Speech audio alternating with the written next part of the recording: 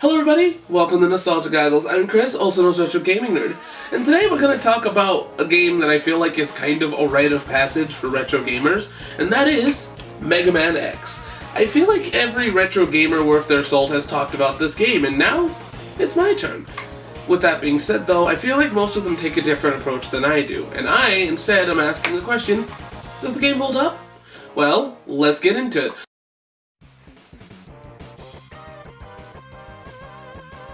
Before the end of Dr. Light's life, he invented Mega Man X, a peacekeeping robot that was capable of free will. However, to make sure that he wouldn't misuse his free will, Dr. Light installed a diagnostic program that would take X 30 years to get through, to work out any bugs. So he put him in stasis. Fast forward 100 years to 21XX, where Mega Man X is found by Dr. Kane. Kane uses X as a basis for a new generation of robots with free will, called Reploids. Because they have free will, some Reploids go rogue.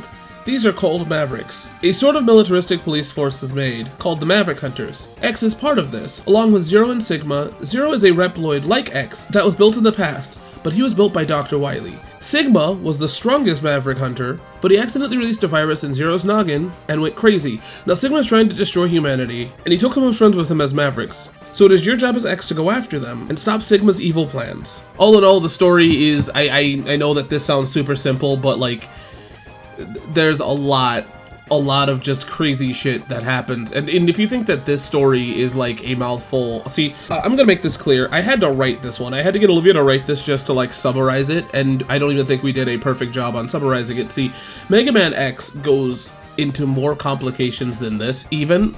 Heck, Mega Man X2 even gets more complicated, and then beyond that with Zero, ZX, and Legends, Mega Man's lore just gets crazy. So if this sounds wild, it's cause it is. It goes from just robots fighting robots because, you know, humanity needed help to free will, and so it makes it so much harder to sit and talk about this, and I think the story does a really good job, and I think actually if you just play the game and read the beginning, it does better than I can absolutely do, but like, it's still a complicated story, a fun one, but one that it's just complicated. With that being said, we'll get more into this as the games go on, trust me, but I think the story's fine, and we should move on to the gameplay. So the gameplay of Mega Man X is something that I feel like I don't know if I can actually put it into words as well as other people have, because once again, as I've said at the beginning of this video, this game is one of probably the most talked about retro games. It was the retro darling for a minute, you know? So when it gets right down to it, I feel like this game definitely is just the Mega Man formula, but more, which is no shit. So when it gets right down to it, this is Mega Man with extras. You see, the thing is that there is still the Robot Masters or the Mavericks or the bosses that you have to select and get through the levels, but what makes this game more is there are sub-tanks, heart containers, and also now armor. The armor is the thing that really is the bread and butter of this game, the thing that I feel makes it most unique, because the armor allows you to do things within this game, such as break bricks with the helmet, take more damage or not fall back as much. You also get a buster later on if you fight a secret boss, and also the leg armor, which is the most, I would argue, important armor in this whole set of armors, because it allows you to do a boost, which is the best thing ever. The reason why I say this armor is so important is because it is utilized in later X games without needing armor. Now, is this armor the best armor?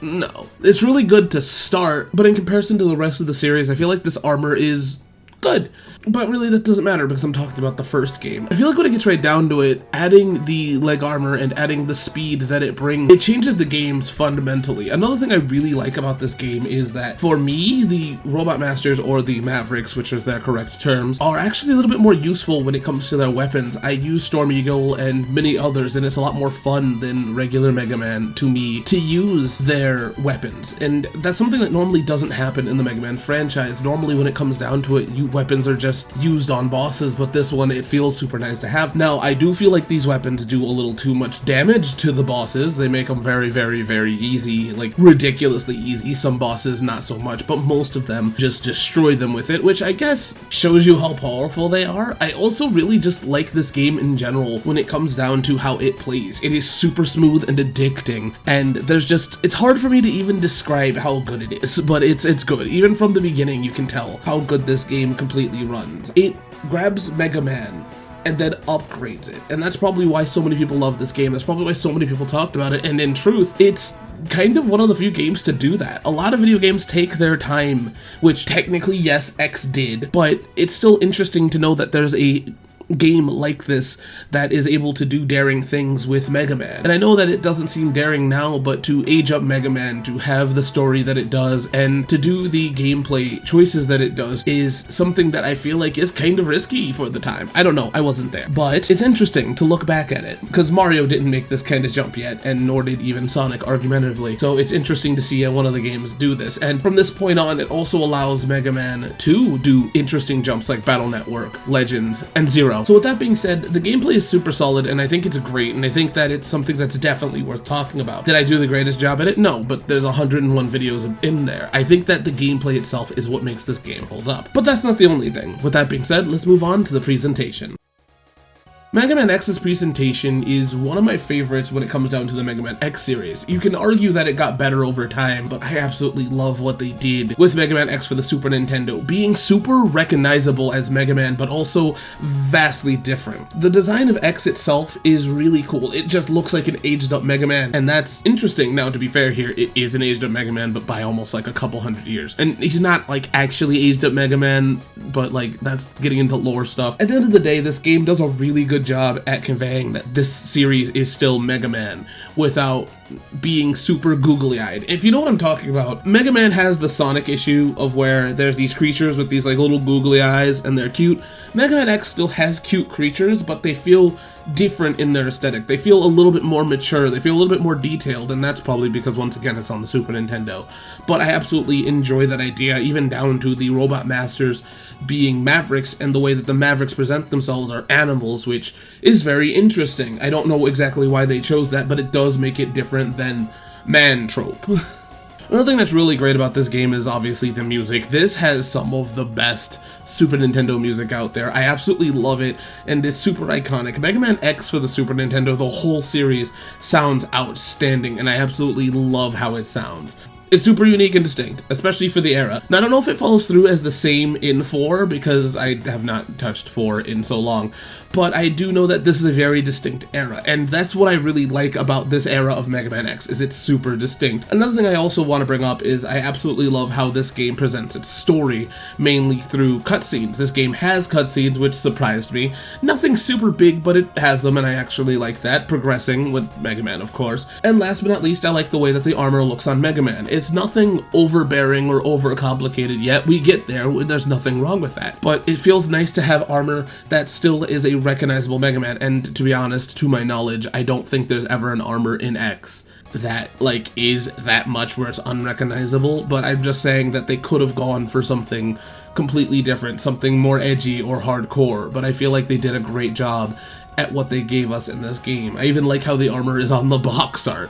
So at the end of the day, I think when it gets right down to it, the presentation of this game is phenomenal. But then again, that's something that you'd know from everybody else saying it. So with that being said, none of this matters if you can't get your hands on this game.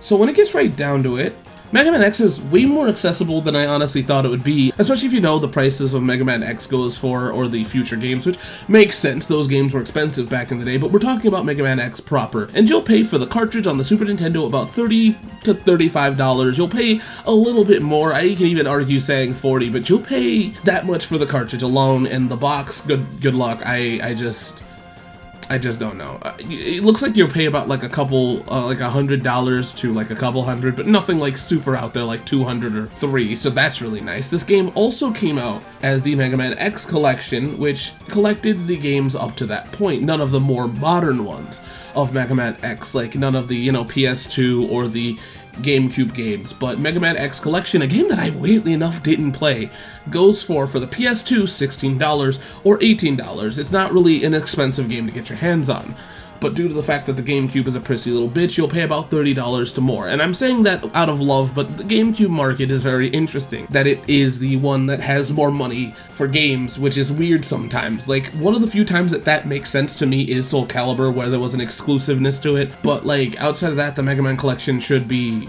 consistent along the board, and it's not the first time you'll hear me complain about the GameCube. And then there's the Mega Man X Legacy Collection. Now, there's 3 versions of this game for the PS4, Xbox One, and also the Nintendo Switch. Switch. The PS4 and Xbox One, which is why I said 2 versions, those two actually come with the disc physically, so I definitely recommend those ones. On the other hand, the Switch one comes with one cartridge, which is Mega Man 1, 2, and 3, and 4, but it does not come with Mega Man 5, 6, 7, and 8. That comes on a little piece of paper. Now, in truth, I think that the cartridge is obviously better. Those are the better games, in my opinion, but I feel like if you're somebody buying this, you definitely would like all these games. So with that being said, either buy them digitally, or I would recommend buying the PlayStation 4 or the Xbox version over these if you have to secondhand. At least you can be guaranteed that you're gonna get the full games. With that being said, I feel like the PlayStation 2 and the modern versions of these re-releases are the way to go, especially since they allow you to have all 8 games. Now, in my personal opinion, when it comes to the Mega Man Legacy Collection, I would like to have games like Extreme or Command Mission on board,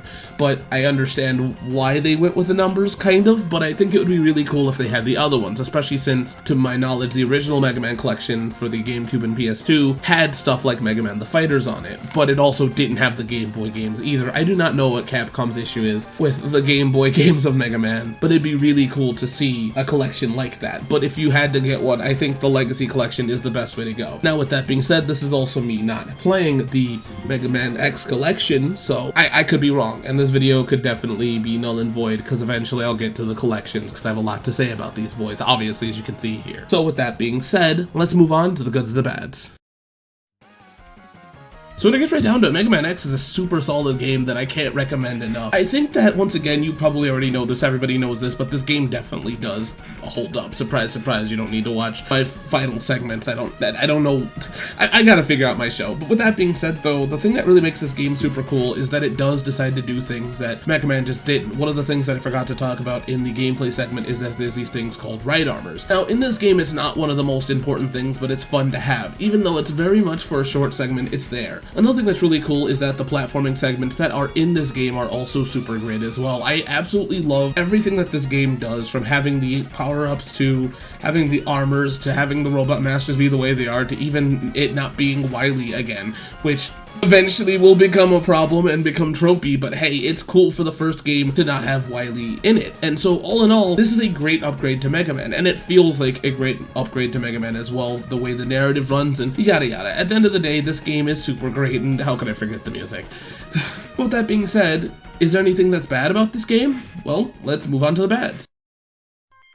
From a standpoint of asking, does the game hold up? Is there anything bad? And for me, the answer is not really. I think that, like, maybe, I can't really think of anything that I would argue as bad, but that's just really because I'm not super thinking about it. When it comes right down to it, the game itself is super solid and it plays super well. Now, although I have played Mega Man X before, I've played most of the series, I feel like most of the complaints that I would have to come back from hindsight, and I just don't have that. So with that being said, I can't think of anything bad, especially when it gets right down to it. This game is super accessible.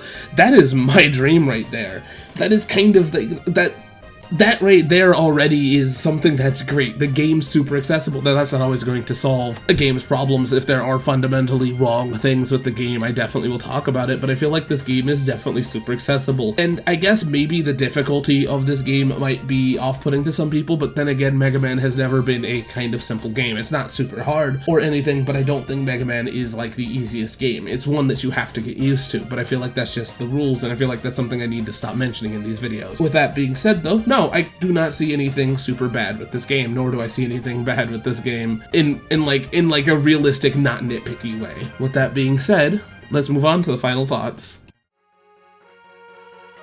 So, is Mega Man X still worth playing today? The answer is absolutely. This is one of those games that is going to just surpass the test of time. It's just awesome, and everything about it is great. Now, I do think, if I have one thing I want to say, is that you really do kind of need to be careful with how you play this game, mainly in the more modern versions. Make sure you have both discs, or at least make sure that, you know what you're getting into if you're getting it secondhand. But outside of that, I feel like the game is very accessible, and that's what makes it great. With that being said, I'll see you guys next time here on Nostalgia Goggles. And before we jump into that, let me ask you one important question.